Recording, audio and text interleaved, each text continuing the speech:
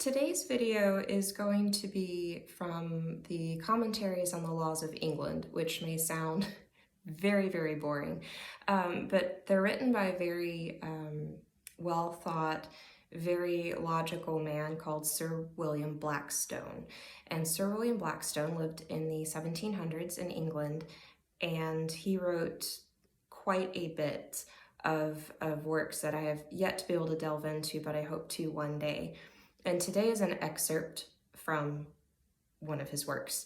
It's about the liberty of the press, and it goes through some of his thought processes on what liberty of the press is and when it should be punished, when writings should be punished, and when they shouldn't be. So what I'm going to do is read through this and help walk you through this step by step to help you understand what he is saying. And some of what I'm going to be doing is defining some terms because, like I said, he's from the 1700s, and some of the words that he used we either haven't heard of today or we simply don't quite know what they mean. So for those definitions, I referred to Noah Webster's dictionary from 1828 to help me understand better these terms from the 1700s. In this and the other instances which we have lately considered, where blasphemous, immoral, treasonable, schismatical, seditious, or scandalous libels are punished by the English law, quite a few words there, some with a greater, others with a less degree of severity. I'm going to stop right there. I'm going to define some terms for you, and then we're going to go back and reread that again. He goes through several different things of different types of writings. Blasphemous. That is impiously irreverent or reproachful towards God. Immoral. That is inconsistent with moral rectitude, contrary to the moral or divine law, or it can simply mean wicked. Third term, treasonable. Treason is the highest crime of a civil nature of which a man can be guilty. The offense of attempting to overthrow the government of the state to which the offender owes allegiance. Schismatical. That's a very old word that we don't know today. Schismatical is from the word schism, which means division or separation. Seditious.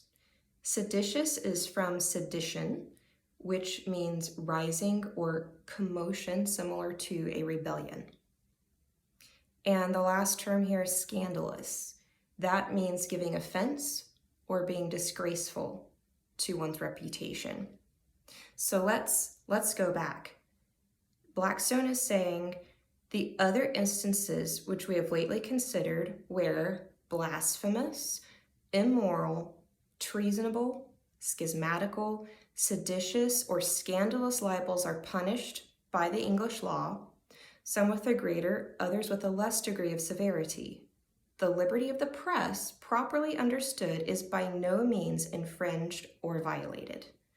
So when writings fit under those several terms that I defined, he does not believe that the liberty of the press is infringed or violated. The liberty of the press is indeed essential to the nature of a free state. Very key point. If we don't have liberty of the press, how can we freely discuss ideas? How can we share things with each other? But this consists in laying no previous restraints upon publications and not in freedom from censure for criminal matter when published. Every freeman has an undoubted right to lay what sentiments he pleases before the public. To forbid this is to destroy the freedom of the press. But if he publishes what is improper, mischievous, or illegal, he must take the consequence of his own temerity. So again, here's some more terms. If he publishes what is improper, that can simply mean not suited to the character, time, or place. It's not suitable for something. Mischievous, harmful or hurtful.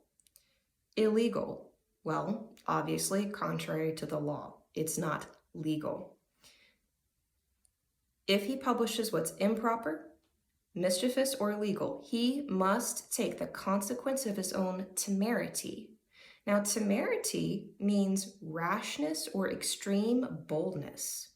So here Blackstone's saying if somebody dares to publish these types of things, well, then he gets the consequences of his own rashness, his own boldness. To subject the press to the restrictive power of a licensor. Now, a licensor is somebody who grants permission.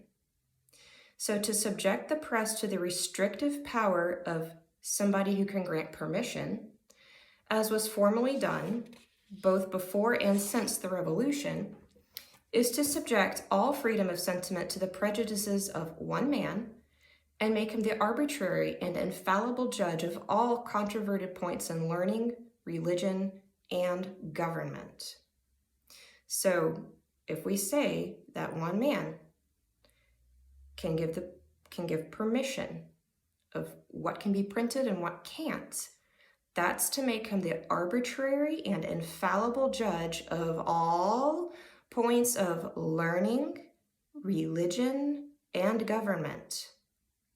Those are three huge, broad things in any society, foundational to that society. But to punish, as the law does at present, any dangerous or offensive writings, which, when published, shall on a fair and impartial trial be adjudged of a pernicious tendency. Pernicious means destructive. So if somebody writes things, publishes them, and those writings are found to be destructive, is necessary for the preservation of peace and good order, of government and religion, the only solid foundations of civil liberty.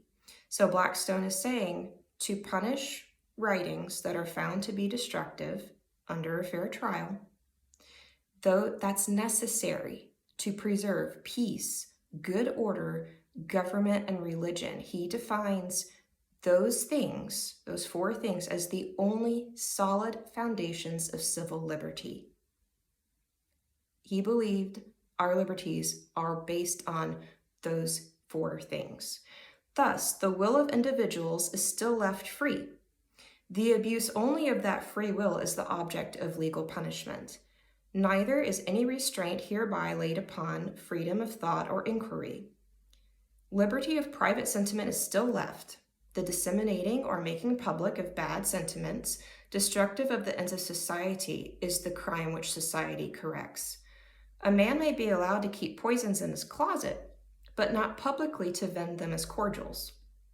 And to this we may add that the only plausible argument heretofore used for restraining the just freedom of the press, that it was necessary to prevent the daily abuse of it, will entirely lose its force when it is shown that the press cannot be abused to any bad purpose without incurring a suitable punishment. And I'm going to recap all of this. Don't get lost here.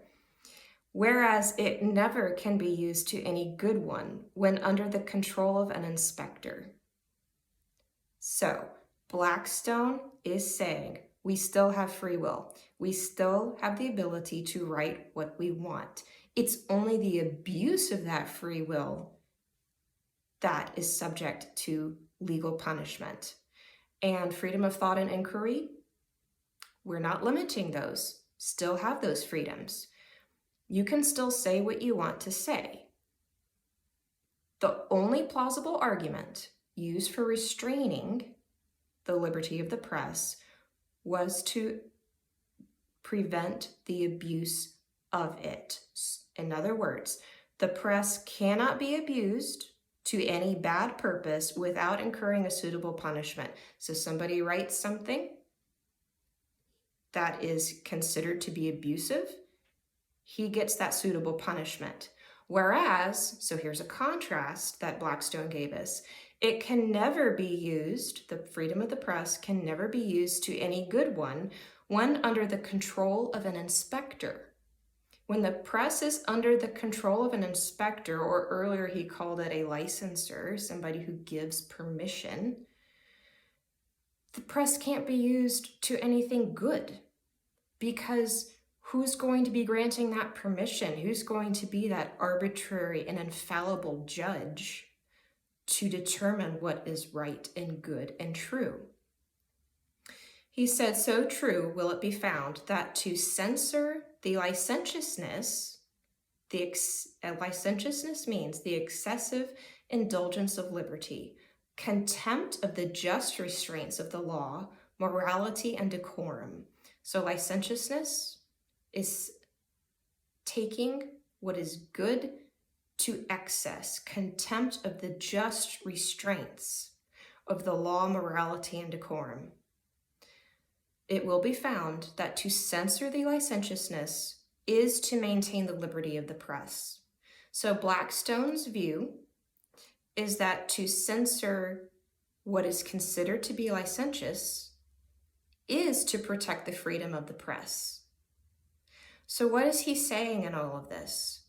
That people can write what they want, but that certain things, in his view, should be punished. Why? To censor the licentiousness is to maintain the liberty of the press. He viewed it that some types of censorship, not all, was to further the freedom of the press, not restrict it.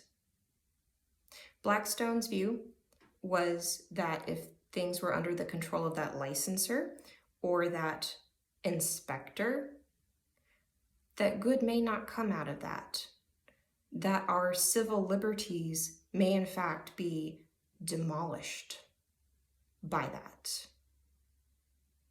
Again, this is my view of Blackstone's thoughts. You are free to read this yourself and find an application of it for today with social media, with texts, with Instagram, with Twitter. How do you think this applies today?